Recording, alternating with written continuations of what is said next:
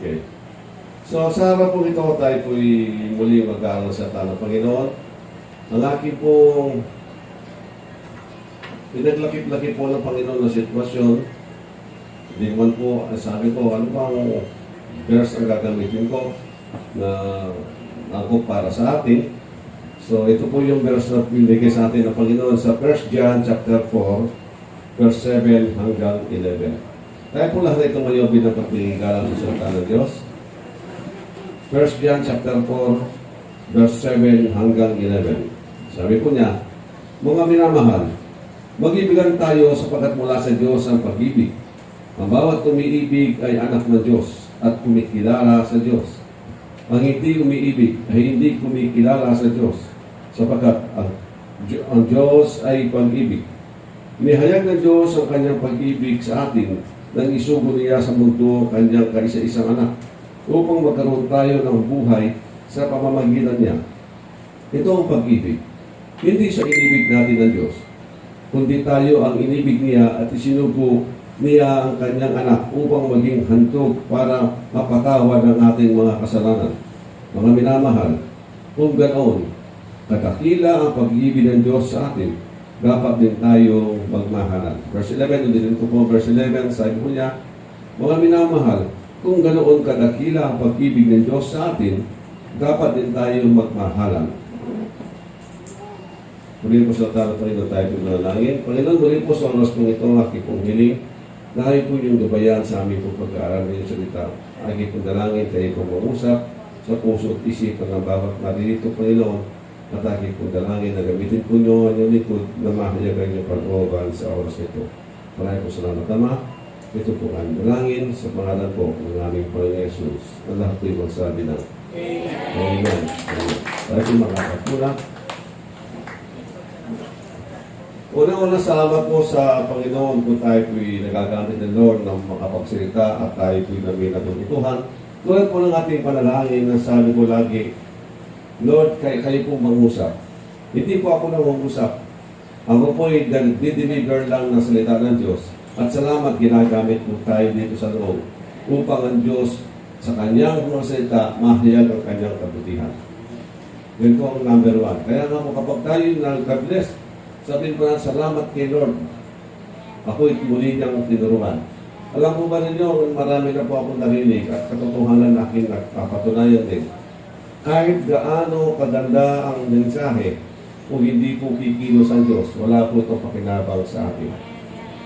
Kasi dapat kang kalabitin ng Panginoon.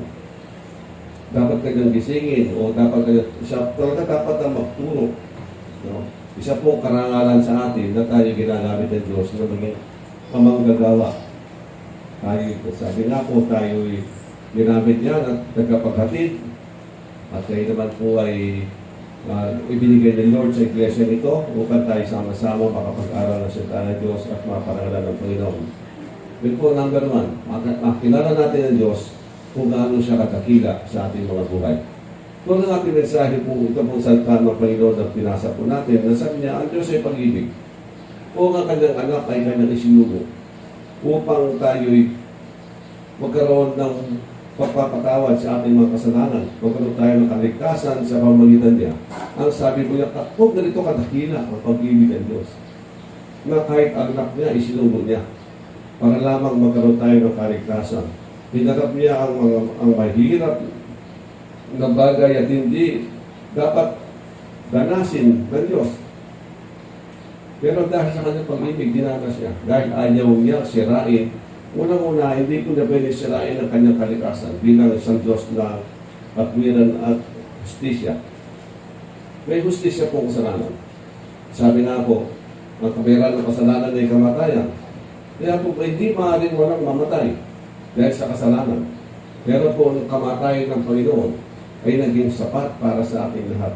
Dahil naghandog, ang Diyos na kataas-taasan, siya mismo ang gumawa dito. Siya na lamang ang nahirapan na parusahan para sa atin, hindi na dapat tayo. Yun po kanya kalooban. Kaya lang, nasabi meron lang kung kondisyon kung sino yung gusto sa kanya. Kung sino yung may gusto sa Panginoon ng mga Katulad ng Panginoon, siya'y namatay dahil sa kanyang pag-ibig para sa ating upang tayo bigyan ng buhay. Kaya gano'n sabi niya, kung ganito katakila, ang Diyos mismo, ginawa niya yun para lamang magkaroon tayo ng buhay, magkaroon tayo ng kaligtasan. Ano ba dapat natin gawin? Ang sabi nga po ng Panginoon, matuto tayong magmahalan sa bawat isa. Hindi mo mahirap sa puntong stressful o hindi yung ang pag-ibig ng Diyos ay may kagalakang inilalagay sa puso natin. Thank you.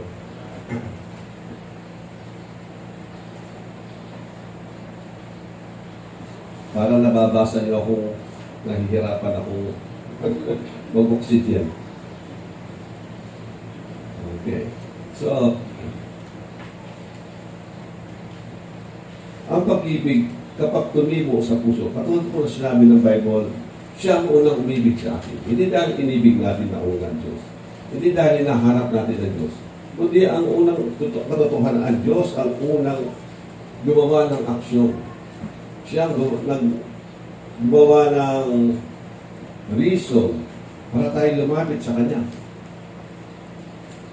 na may pag-ibig at kababaan. Bagamat tunay na hindi dapat nawawala ang pagkatakot sa Diyos, pero paglapit natin sa Kanya ngayon is not because of fear, kundi dahil sa ating pasalamat sa pag-ibig ng Panginoon sa atin.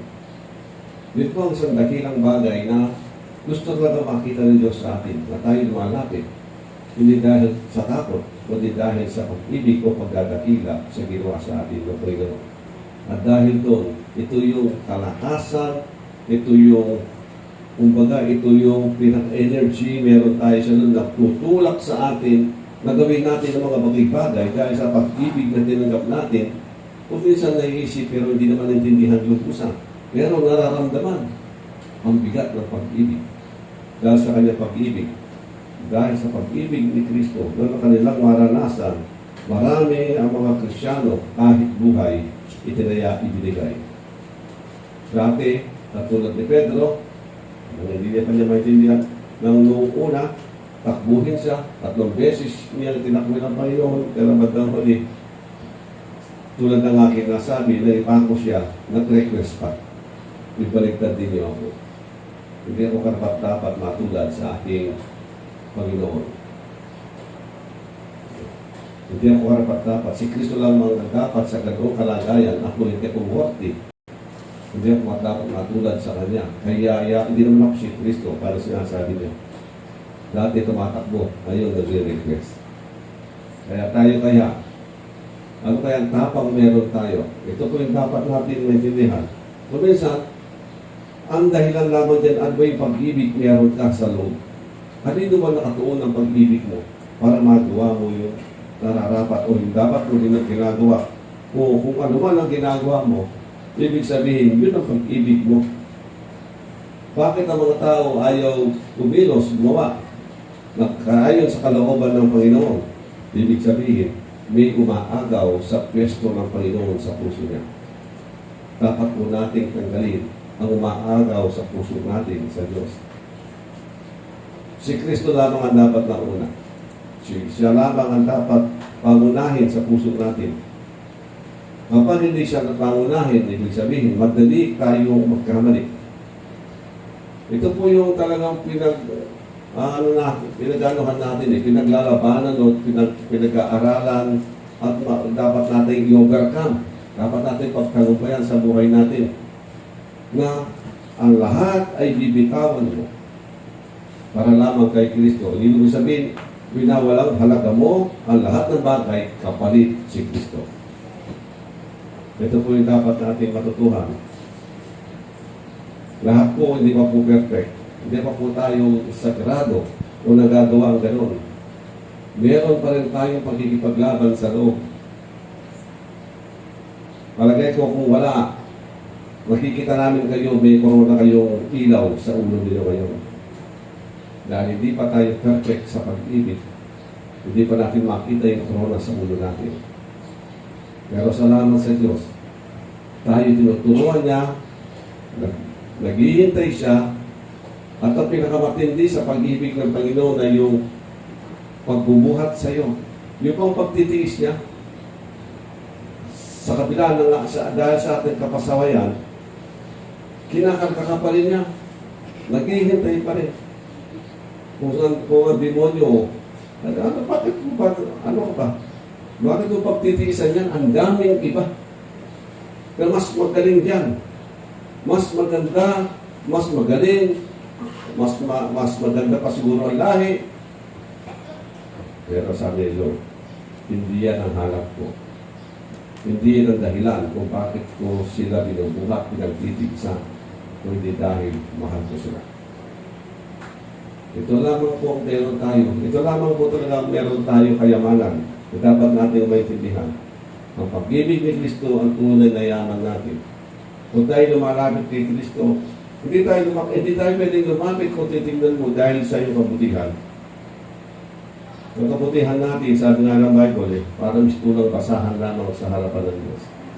Kung tayo lalapit sa Diyos, huwag mo sabihin, kasi nagsisi ako.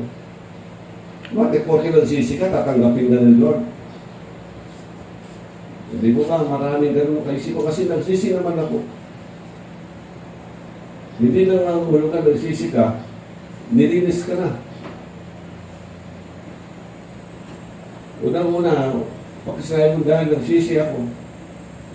Ako'y patatawanan ni Lord, medyo alanganin. Bakit?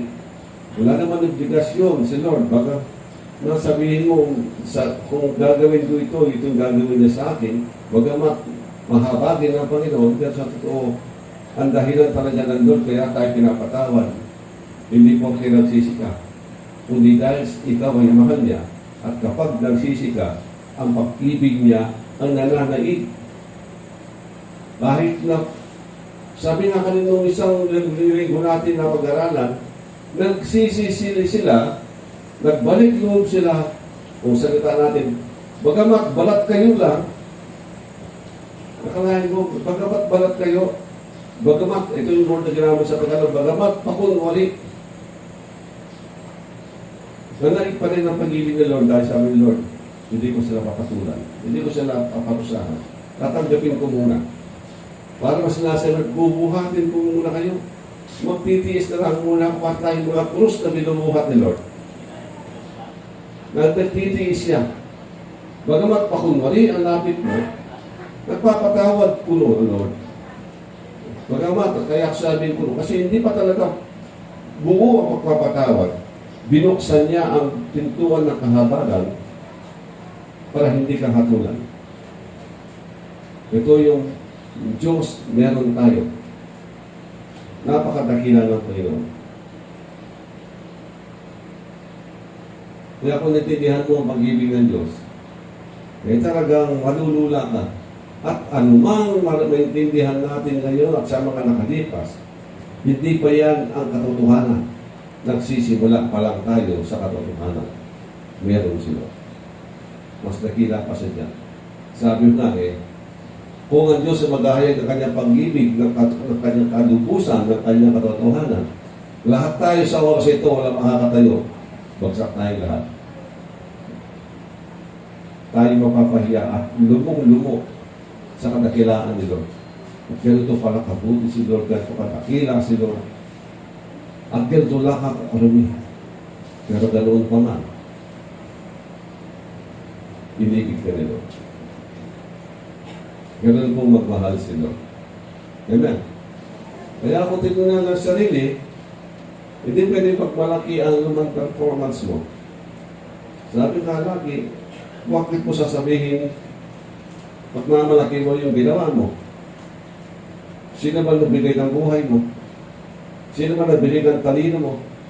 Ng lakas, pagkakataon, mga taong kahalubilo na gagamitin sa iyo, Lord, maging katuwang mo ka. Lahat yan ay binigay ni Lord. Kaya kung ikaw ay nagagawa, ang sabihin mo, salamat Panginoon, ako'y hinayaan mo makakilos, makagawa para sa iyo, para sa pamilya, para sa iba. Huwag natin ipagmalaki na meron tayo nagawa, kundi ipagmalaki natin si Lord. Hinayaan kanyang gumawa at binantayan ka kanya. Nagbabantay ko ang Panginoon para tayo makagawa.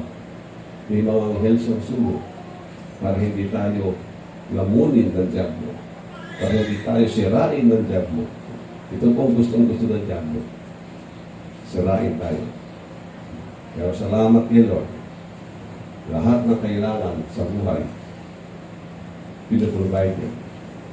Pero may consequence po ang buhay. Tandaan natin. Sa simula nung kaya batatan, nandun na po yung kasalanan. Hinarap na natin ang pagkikipaglaban sa mundong ito. Pero sabi naman Lord, hindi ito ang pangako ko sa iyo. Meron pong bago na naghihintay sa akin. Kaya nga sabi Lord, huwag niyo kalugdan ang mundong ito. Magkaroon tayo ng kasabikan sa bagong mundo na iaalay ko sa, nabibigay ko sa iyo. At ito ang hinihintay dapat ng mga mananampalataya. Magbibigay sa kanila ng tamang pananaw sa buhay, tamang pag-iisip, tamang direksyon. Ang kanyang direksyon papunta doon sa kanilang mundo, hindi ang mundong ito. Tayo po yung mga sabi na pilgrims o ang sa term po doon na ginagamit, training ground lang natin ito. Paano tayo kumilos, baba?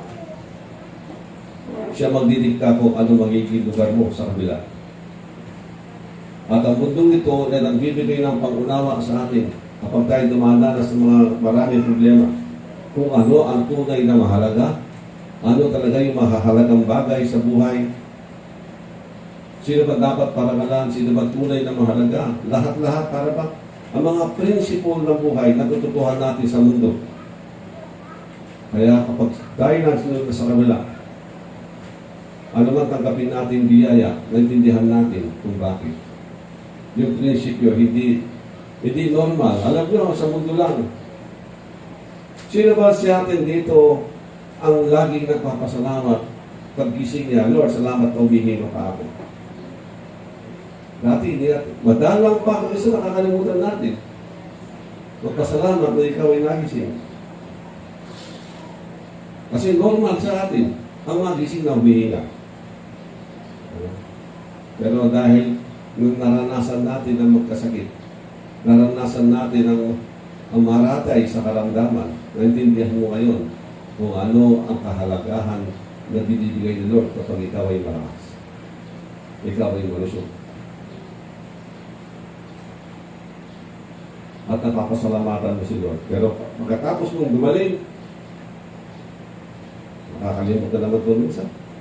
Iba na naman ang direksyon ng buhay. Ano? Pero dapat tayo matuto. Kasi ay sinasabi ko pagdating sa langit, ang mga blessing na tindihan natin, kung gaano kasagana ang pag-ibig ng Lord sa atin. Kasi nakita natin ang mga problema sa mundo. Pagdating mo ito, kasaganaan, kaayusan. So, talaga sasabihin natin napakabuti ng Lord. At pag nandun pa, ito ang aking paniniwala, pananampalataya. Laging may bago may ginagawa si Lord. Kaya bagong pangunawa kung ano si Lord. Isang libro pa lang itong binabasa natin. Nagdo-doctorate na sila, hindi pa nila maintindihan ang lubusan. Yung mga doktor, ang daming libro. Mga attorney, ang daming libro. Nag-doctorate na sila. Natatapos nila mga kurso. Sa kanilang kalagayan, sasabihin lahat, alam ko na lahat. Pero sa Bible, naiisang libro. Sasabihin mo, nagsisimula pa rin ako. Ito po kalaki at dakila ang Diyos meron tayo. Kung pagka sa tubig, kung pagka sa ulan, bisik lang ito. Bisik lang nilo. E paano mo kakayanin yung ulan? Binisikan ka lang, hindi ang buong buhay mo sa mundo, inuuhos mo na sa pag-aaral. Ang dami mong natututuhan. Kaya nga sabi niya, sa tanang Diyos ay buhay.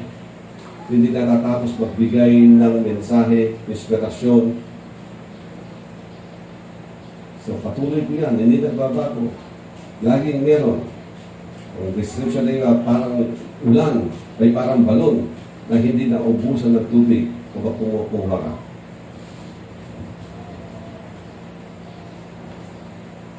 At gusto ko makita natin kung paano kumilos si Lord. Ito yung karamihan narinig niya mga ito. Pero tingnan natin kung paano kumilos si Lord sa buhay natin. Bagamat tayo'y maraming kakulangan, bagamat hindi naman natin pwedeng ipagmalaki ang mga kakayanan natin, pero tingnan natin ang kilos ni Lord sa buhay natin. Dito po sa Matthew 25 verse 21, ito po sinabi niya. Sinabi sa kanya ng Panginoon, magaling, tapat at mabuting lingkod. Halika, samahan mo ako sa aking kagalakan. Laging tapat ka sa kaunting halaga, kaya gagawin kitang tagapamahala ng malaking halaga. Nagtapat ka lang ng konti. Ang kapalit nun, ang laki. Pero ito kasagana si Lord. At kapag tayo nagtatapat itong ating tandaan, anong bunga ng katapatan sa isang tao?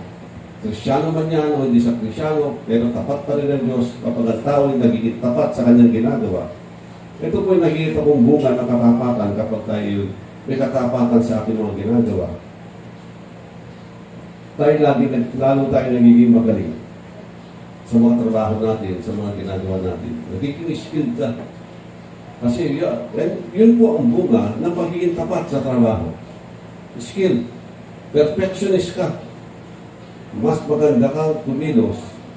Mas kaaya-aya ang mga ginagawa mo. Kasi yun ang bunga ng pagiging faithful. Nagkakaroon ka pa ng wisdom. Nagkakaroon ka ng malalim na pangunawa sa mga ginagawa mo. Kaya kung minsan makita ko ninyo, sino magaling dumiskarte? Ito po ang bunga ng isang taong faithful. Magaling dumiskarte sa buhay.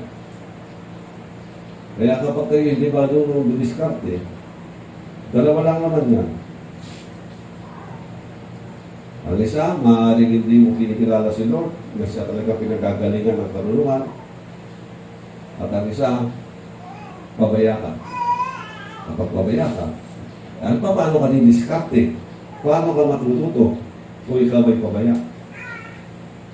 Walang wisdom na darating sa iyo.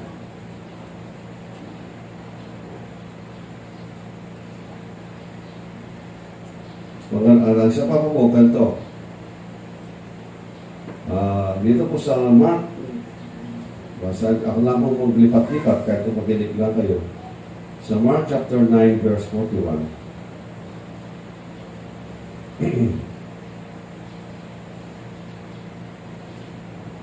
Mark chapter 9 verse 41. Una, yung po sinabi ko rin, yun po ginagawa ni Lord. And when you are faithful, hindi ka lamang i-reward ng malaki. Pinapaging magaling ka pa ni Lord at binibigyan ka ng magaling na diskarte pa. Skilled worker ka sa ginagawa mo at madiskarte ka pa. Napakagaling mo, no? Ito po yung bunga. At ang pangalawa, dito sa Mark chapter 9 verse 41, tandaan ninyo, ang sino mang magbigay sa inyo ng isang basong tubig dahil sa kayo'y tagasunod ko, ay tiyak na tatanggap ng gantimpala. Kapag tayo nagbibigay ng suporta, parang ganun ibig sabihin, nagpapala, alam mo ba nyo, nagiging akong baston. You become a partner and co-recipient ng gantimpala ng Diyos. Halimbawa, sa isang pastor, sa isang propeta, o evangelist naman niya, o teacher, o kung ano pa ba, apostle o prophet man yan, kapag tayo nagsusuporta, tayo nagiging partner nila.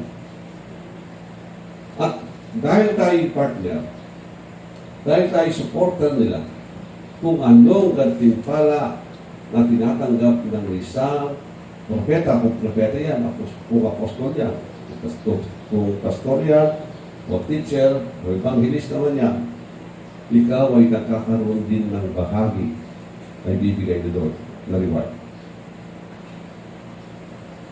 Isa po principle yan ng Panginoon na nakikita ko sa Bible.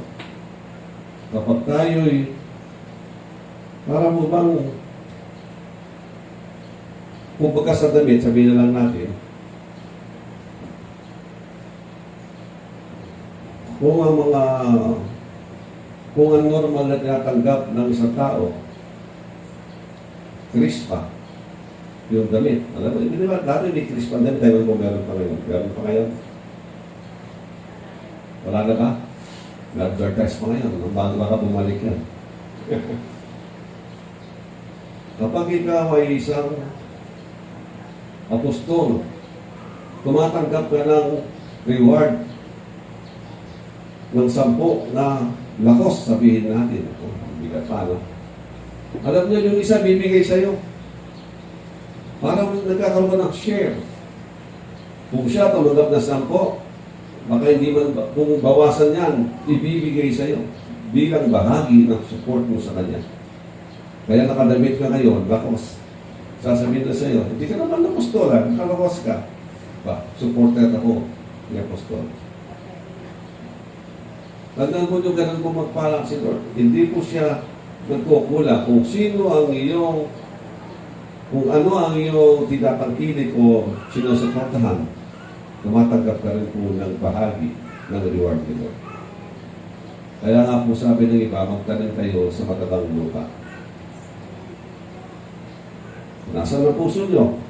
Huwag po tayo, pag walang puso, huwag po kayo magbigay. Naalala ko po kanina, huwag kayong maghintay ng reward kapag kayo'y walang puso sa pagbibigay. Dapat ka pa rin magbigay, meron man na wala, pero yung reward mo, magkaiba, baka wala, kapag wala kang puso. Nagkaya kanina natin ko, nagbigay na 5 piso, ang sabi ko, 2 naman pinipuntahan yan.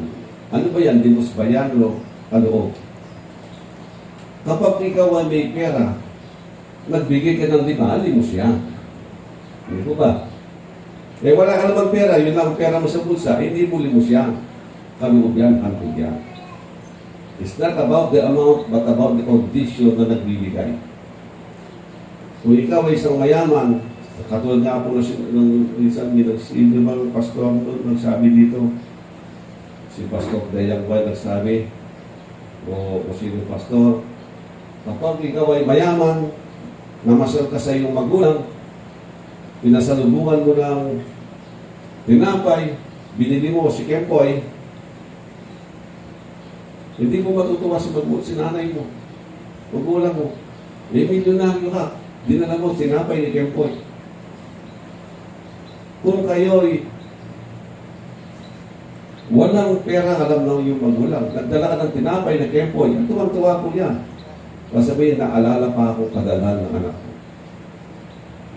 Pero kung ikaw ay multimillionaire, Kempoy dalit mo, hindi mo matutuwa yan. Nililimusan mo lang ang magulang mo. Pero padala mo ng red ribbon, eh, milyonario ka naman eh, alam mo problema nun. Eh, tama lang. Natutuwa siya, pinasalubungan ako ng anak ko na nakaangkop doon sa kakayanan mo. So, ganun lang kung ang pagbibigay din. Ano po, kapag tayo nagbibigay.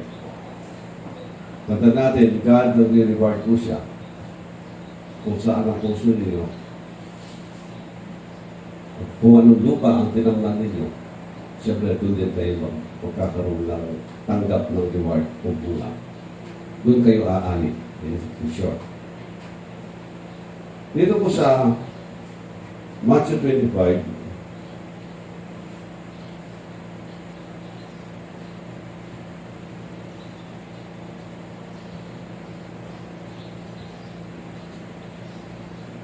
so 34 hanggang 40, basahin ko lamang po. Sabi niya,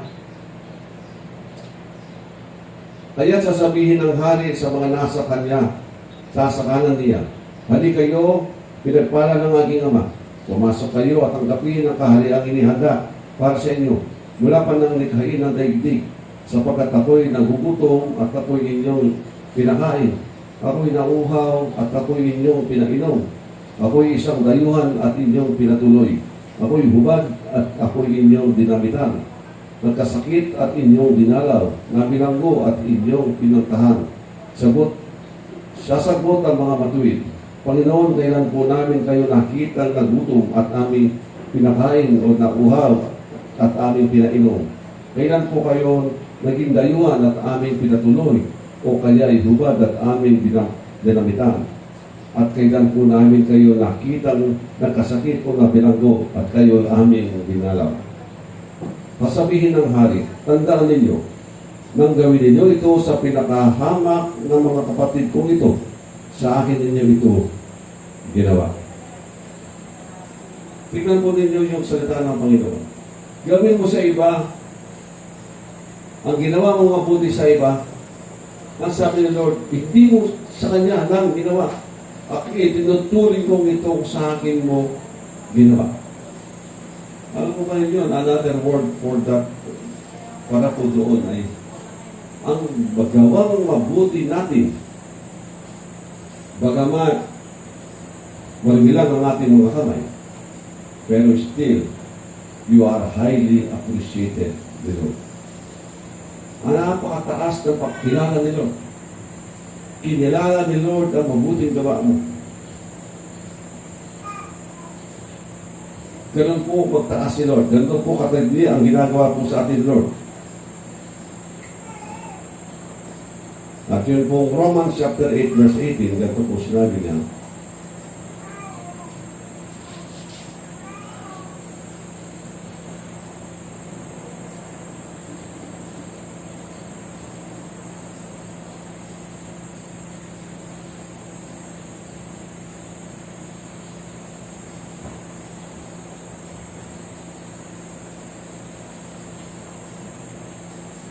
para sa akin, ang mga pagtitiis natin sa kasalukuyan ay hindi may hahambing sa kalwalhatiang ipahahayag sa atin balang araw. Ulitin ko po, para sa akin, sabi po ni Pablo, ito po yung pananampalataya ni Pablo at dapat magkaroon din po tayo. Ang sabi niya, para sa akin, ang mga pagtitiis natin sa kasalukuyan ay hindi may hahambing sa kalwalhatiang ipahahayag sa atin balang araw. Ibig sabihin, dahil ganito na lamang ang pagkilala ng Lord, na pagkilala sa mabuting gawa natin, because we are highly appreciated, at ang gantimpala ni Lord, dahil sabi niya, hindi ko may hahambing. Pati yung sakripisyong gagawin mo, pati yung paghihirap na ginagawa mo, ang sabi niya, hindi ko may hahambing. Parang nakakahiyang hihambing ang mga kasaganaang darating sa akin kapag ako'y naroon na kay Lord. Kahiya-hiyang ihambing, hindi ko may hahambing. Higit-higit. Ganito po ang ginagawa ni Lord.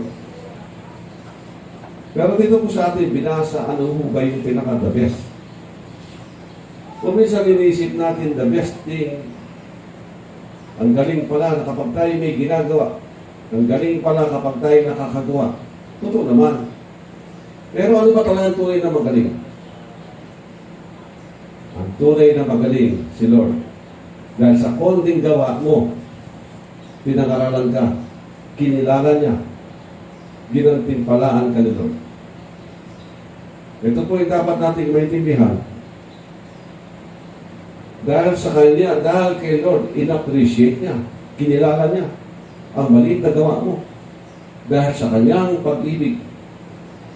Dahil laki-laki ng pag-ibig ni Lord sa atin, ganoon na lamang ang pagpapahalaga niya sa atin. Konting gawa mo lang. Pero dahil mahal ka niya, natuwang-tuwa siya sa'yo.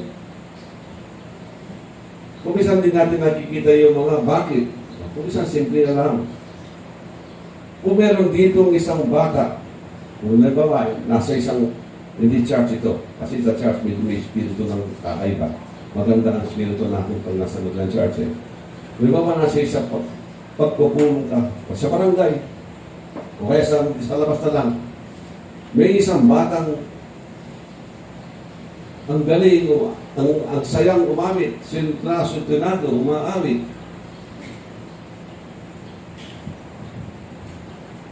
Di ba ang mga tao pumapalakpak ba?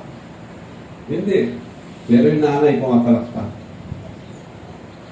Bakit? Kasi anak niya. Kasi mahal niya. Yung konting kakainan magawa ng kanyang anak ay ganun-ganun na lamang ang kanyang katuwaan. At ganun din tayo kay Lord. Dahil tayo mga anak ni Lord, yung konting nagagawa natin, pumapalakpak din si Lord sa atin. At sagana akong magbigay ng reward pa si Lord. Kaya kung atin titingnan, ang tunay na dakila, kapag may nangyayaring maganda sa buhay natin, kapag tayo pinagpapala, hindi dahil tayo may nagawa, kundi dahil mahal tayo ni Lord. Kaya tayo nire-reward ni Lord ng maraming bagay. Ganun ang pagkilala ni Lord sa atin. Pag-ibig, no? Yung appreciation, yung love ni Lord, yung pagpapahalaga ni Lord.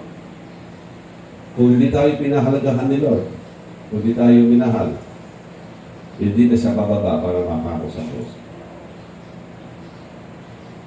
At ngayon, nang bumaba siya, ang binabaan niya mga tao marunong. Pero katuwaan ni Lord na makita, bawat pagbabago nakikita, pumapalakpak si Lord. Bawat nakita, bawat improvement, bawat nagagawa natin, masaya si Lord na pumapalakpak sa atin. At hindi lang yun. May binibigay ka agad na gantimpala si Lord. You're not yet perfect. Hindi pa tayo perfect, pero nagpapala na siya. Kasi katuwaan niya. Dahil mahal niya tayo. Ang konting nagagawa natin, sinasabi natin, faithful si Lord. Mabait si Lord, pinagpala ako ni Lord. Sinagot niya aking dalangin, samantalang sa totoo lang. Nanalangin ka ng isa, 10 nagagawa mong mali. Kaya pinagpapala ka pa rin. Dahil si Lord naghihintay ng pagbabago para doon sa siyam. O yung 10. Makita lamang ang isa, nagbago. Natutuwa na siya magpala. Bakit? Para ma-encourage ka, para lumakas ka. At hindi ka panghinaan ng loob. Sasabihin mo, tapat si Lord sa kanyang salita. Tapat si Lord sa akin, sa kanyang pag-ibig sa akin. Ako yung kanyang ginagantimpalaan kapag ako'y nagtatapat sa kanya. Hindi takutan si Lord. Bagamat nakakatakot ang mahulog sa kamay ni Lord. Pero sa atin, sabi nga, pag-ibig, pagbabata ni Lord, yung kanyang pagtitiis, kapag nakita mo, mapapahiya ka, sasabihin, Lord, ang dami ko pagkukulang pala. At tayo humihingi ng tawad kay Lord. At makikita mo, wala ka talagang meron sa buhay, kundi ang biyaya, habag, pag-ibig ni Lord sa atin. Harapan ko tayo sa Lord. Kaya nga po, dahil sa katuwaan, hindi ka naman tumatawa, umiiyak ka. Hindi mo ba ganun pa tayo natuwa kay Lord, no? Hindi ka naman tatawa, sarap. Hindi, umiiyak ka. Sumasamba ka kasi. Napapaluhod ka kung minsan, hindi mo alam kung gagawin mo. Pero yun na nagtutulak, nagiging parang dinamo, parang generator sa katawan mo, na lalo kang magliyak, lalo kang gumawa, lalo kang gawin ng mga dapat mong gawin na alam mo, Lord, saan ako pwede? Marami akong alam mo ba niya, marami tayong kahinaan, pero hindi yan hadlang para hindi tayo makagawa kay Lord. Dahil sa isang tao na sisikap, sabi nga, ang konting performance mo, ina-appreciate na ni Lord yan. At magtapat ka lang, patuloy sa Kanya. Magkakaroon ka ng pagalingan, wisdom. Ang mabay nakita natin kanina, tatanggap ka ng reward kay Lord at the same time. At yung mga reward mo, higit sa iyong inaasahan ka. Kaya, hindi kailanman magkukulang si Lord. At isang ugali dapat ng isang Kristiyano, sa katotohanan na nalalaman natin na ganito si Lord. Huwag tayong magipagkwentahan kay Lord. Iwasan natin maging matalino kwentahan. Lord, marami kang reason bago ka sumunod. Mabuti pa sinabi mong hindi ko makayanan kung may problema ka, sabihin mo.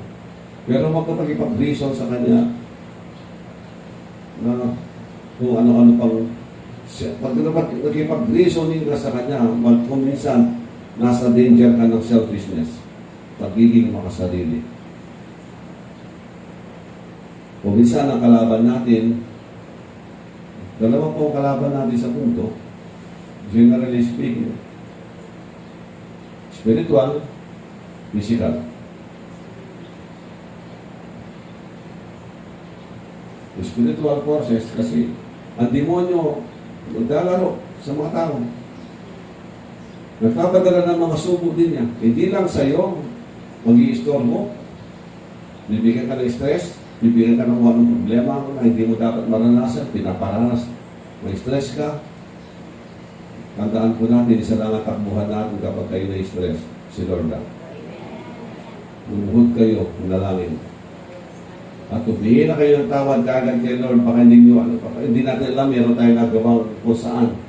Sa mga sinabi natin, sa mga ginawa natin, sa mga puso natin, sa mga mata natin. Yan ang pintuan, yung mata. Laluyan ng problema. Kapag may nakita ka na, nag-chismis ka. So, pinakasimple, may nakita ka na, nag-chismis ka na. May narinig ka, nag-chismis ka na. Problema na yan. May bigay tayo ng patawad kay Lord. Yung talagang totoong humingi ng pagpapatawad kay Lord. Sa totoo lang sa buhay, ang pinakamatinding karanasan natin kay Lord, na maranasan mo ang kanyang kabutihan kapag ikaw nasa lugmok ng problema. Karamihan. Doon mo maranasan yung pag-angat ni Lord. Yung realidad ng buhay, maramdaman mo, totoo si Lord. Kapag ikaw ay sagana, nakakalimot ka. Marami ka nakakalimutan sa buhay. Wala ka na pakialam sa ibang tao. Hindi ka na marunong mag-pray. Pati pagsisimba, nakakalimutan mo na. Kasi normal ka. Kaya mahirap maging normal kung minsan eh. Kaya inaalaw ni Lord yung problema para lumapit ka sa Kanya. Si Lord, hindi siya kumikilos, hindi siya nagbibigay ng parusa dahil galit siya. Secondary lang yun.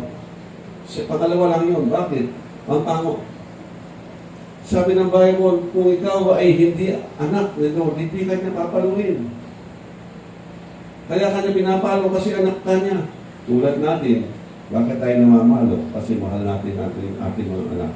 Hindi dahil galit tayo at gusto natin magparusa, kundi gusto natin silang turuan, matuto, gumalang at sumunod. Pero din po si Lord. Pinibigyan niya pangunganawa sa atin, sa buhay natin, kung paano pumilo si Lord bilang isang magulang. At lagi, minsan sabi nga kahit yung mga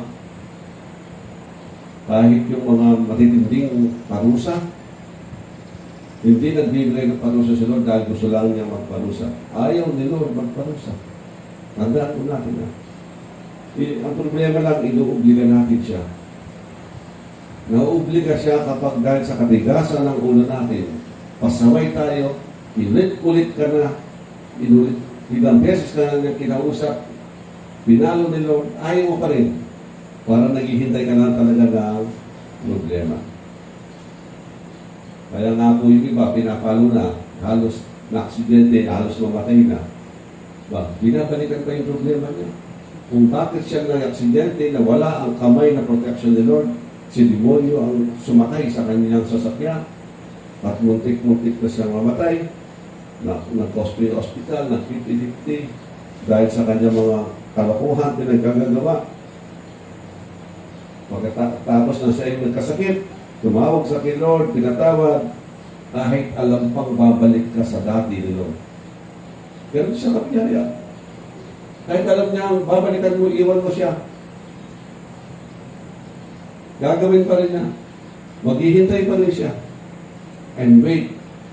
Siya bang pagkakataon para lamang kalabitin ka ulit at turuan ka niya. Hanggat may ilaw pang konti, hanggat may pag-asa ka pa, kung gagawin ko, parang sinasabi doon, alam niya kasi, kung ito gagawin ko sa kanya, magtitiis ako. Kung hanggang 10, 20, kailangan kong gawin ito sa kanya, basta pagdating ng dulo, nagbabago pa rin, gagawin ko, sabi nito. At alam niyo yung final para sa akin, ito ang video, highly doctrinal ito. Ang final stroke, sabihin natin, ang final stroke ng Lord, para ang tao ay makabalik sa Kanya. Ginawa niya ito nang nangaral siya doon sa Hades. Nang sabi niya, 3 araw nung siya'y namatay sa krus ng Kalbaryo, bumaba siya sa Hades at nangaral sa mga kaluluwang nakabilanggo ng panahon din daw mga pasaway. Bagamat nangahatulan sila sa laman, ay magkaroon pa sila ng pag-asa mabuhay sa kanilang espiritu. Hindi sila kakatulan. Ano ibig natin sabihin?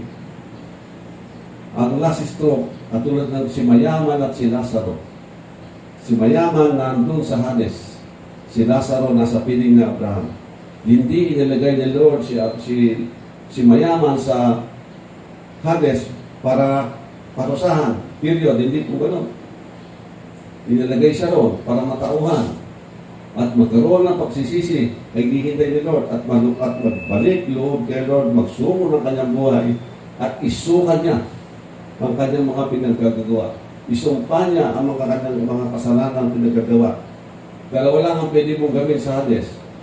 Isumpa mo ang kasalanan mo o isumpa mo ang Diyos. Pero yung last chance mo, ito mabigat po yan. Kaya po ito tayo dapat nangangaral. Tayo dapat mag-aral ng mga magamot ng mga kaluluwa. Kung siya naman ay hindi kagad tumanggap, kung kailangan ng 20, 70 na pag-nangaral, magkaroon pa siya ng pag-asa dito, yun po gagawin ni Lord. Pero alam ni Lord kung sarado na, walang pag-asa, sa Hades ka na pupunta.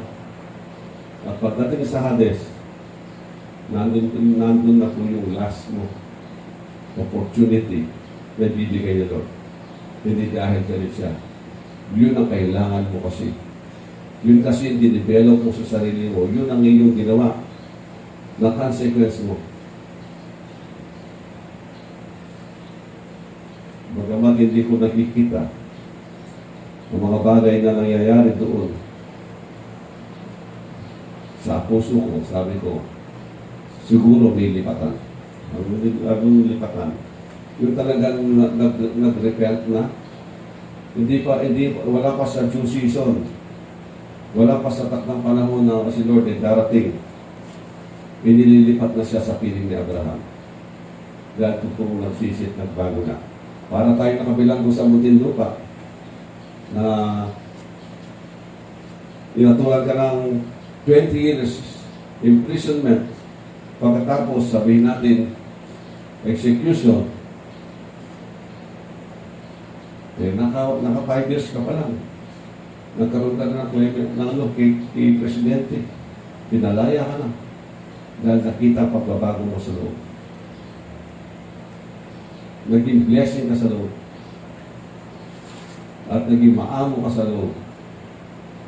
Hindi mo ba marami napatawad ng Presidente, may mga panahon, may mga recommendation, pinapalaya din ng mga nakabilanggo pagamat nakatulan na sila. Kung ang tao, ganun po kabuti. Hindi natin pwede sabihin, hindi kayang gawin ni Lord. Higit as ko dyan. Ang impyerno na wala ng balikan, yun po yung Gehenna, yun po yung dagatang apoy. Yun po yung wala ng balikan. At yun po pinakanakatakot sa lahat. At tayo ngayon, ito po tandaan ninyo, huwag natin ibaniwala yung ating mga pamilya na wala pa sa Panginoon. Kapag ang mga pamilya natin nagkakasakit, di ba? Hindi ka mapakali, masakit ang nararamdaman mo. Alam mo ba nyo mas masakit kapag ang pamilya mo nandun sa Hades? Hindi pa naman final. Maraming doctoral issue dyan. Sasabihin lang, di ba, it is destined to come unto thy once and then the judgment. O sige, ilan ba ang mga nabuhay magulit sa Bible?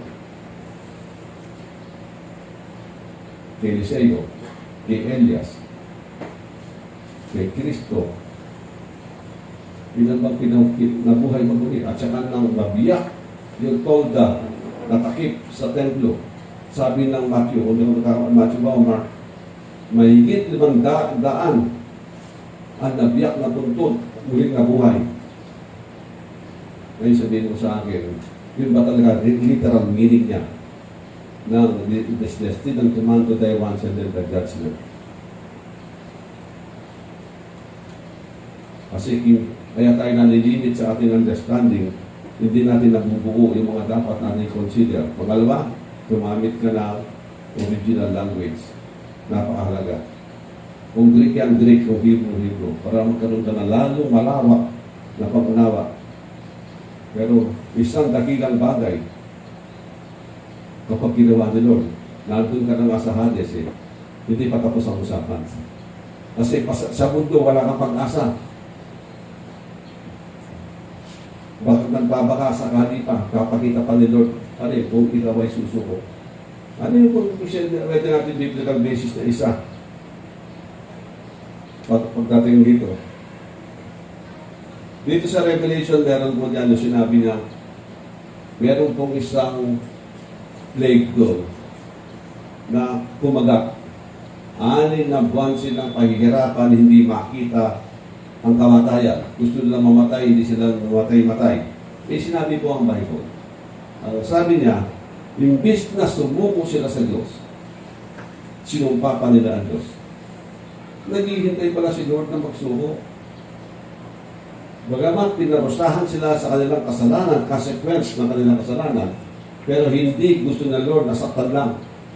Ang sukat na binigay nila sa Kanya, na sila'y magsisi at magbalik sa Kanya. Pero hindi nila ginawa. Ibig sabihin, nag-aalok pa rin ang kaligtasan sa Diyos. Para makilala mo siya kung gano'ng kapangyarihan ng Diyos, na dapat mo siya katakutan. Pero hindi pa rin nila kinalala si Lord. At tayo naman, maging matalino rin tayo. Kung sa physical, nagkakaroon tayo ng masakit na nararamdaman kapag nakakaproblema yung mga pamilya natin. Lalo siguro kapag spiritual na ang usapan. So mag-double time. Himukin natin sila. Huwag agawin natin sila sa consequence doon sa Hades. Ako maaari ako naniniwala, marami nagpupunta doon. Wala pa naman doon sa Dakatang Apoy, wala pa doon. Sa Hades pala, kulungan yan. So, iwasan natin na masama rin tayo doon. Kasi kapag tayo may ginagawang alam mong mali, pinagpapatuloy mo, hindi ka nagpakorek kay Lord, kapag ikaw ay namatay, doon ka dadalhin hanggang isumpa mo, bakit mo ginawa ang bagay na yun? Kung ikaw may pagsuko kay Lord. Dadaan ka na mahirap. Bakit ka pa dadaan na mahirap kung makuha natin sa madaling usapan? Amen? Makuha pala sa madaling usapan, bakit ka dadaan sa mahirap? Ito po yung ating role bilang mga ngaral, bilang mga anak ni Lord. Ang patutuo natin nawa maging ilaw sa mga nasa kadiliman. Salita natin, matuto tayo na gamitin ni Lord upang makaagaw tayo ng mga kaluluwa at tumanggap sila ng kaligtasan. Hindi po tayo niligtas ni Lord at sabihin niyang okay ka na dahil ligtas ka. Di ba paano yung ibang tao na kasama mo? Dapat natin consider. At yun ang pagkakatawag natin. Doon po tayo tinawag ni Lord. Maging tagahatid ng mabuting balita sa kanila. Yan, palakpan ko na rin ang mga. So, alam niyo ang sikreto, karamihan, huwag po yung gumamit, huwag natin gamit, iwasan natin. Kusang loob ay kusang lalabasan na kung kailangan, pero iwasan natin yung style ni John the Baptist. Pag hindi ka nagsisip, pupunta ka sa impyerno. Huwag natin sasabihin yung John the Baptist style. Ang pahayag natin, Ano ba kung gaano ka kamahal ni Lord? Makonsensya siya, ganun siya kamahal ni Lord, tapos anong ginagawa niya? Matataruhan siya. Ganito pala ako kalam ni Lord, anong ginagawa ko? Mapapahiya siya. Kasi, ang inahanap ni Lord, yung may utang na loob. Amen. Kaya tayo nandito kasi may utang na loob tayo kay Lord eh. Tinatalaw natin, dinadakila natin ang pag-ibig ni Kristo sa atin. At dahil sa kanyang pagpamata, doon natin napatunayan. Ganun-ganun na lamang ang pag-ibig ng Diyos sa atin. So, gamitin po natin yung puso sa pusong usapan. Gaano tayo pinagpala o gaano tayo minahal ni Lord. At yun din nawa, maingit sila. Ganun pala si Lord. Ganun ka pala. Alam mo ba rin yung mga born again, ang humila sa akin, ang unang term na rin ko, hindi religion ang kailangan ng tao, relasyon sa Diyos. At ang humila sa akin nang maghanap ako, hindi ko doktrina, kasi ako pasaway sa doktrina. Ang galing ko sa doktrina nun, kahit pilipit ako. Kaya ko tayuan. Kaya doon ko nakita, hindi po konbinsito ka tama at marunong ka sa magot, tama ka na. Kaya rin ako doon, pero humila sa akin, hindi po katuruan o di pag-ibig ng isang kapatid. Nakita ko yung pag-ibig niya kay Kristo. Ang sabi ko, dapat gano'n din ako. Naingit ako eh. Dapat gano'n din ako. Kaya dapat maingit din kayo sa pag-ibig ng iba. Kaya dapat nag-iilawan tayo eh. Maging modelo natin yung mga maiinit. At yung mga maglalamig, nagpapainit sa mga ilalim na mga maiinit. Ano? At pagdating ng araw, sila rin na mag-iinit, makakahawa din sila sa iba. Amen? Maparakparat po natin muli ang Panginoon. So,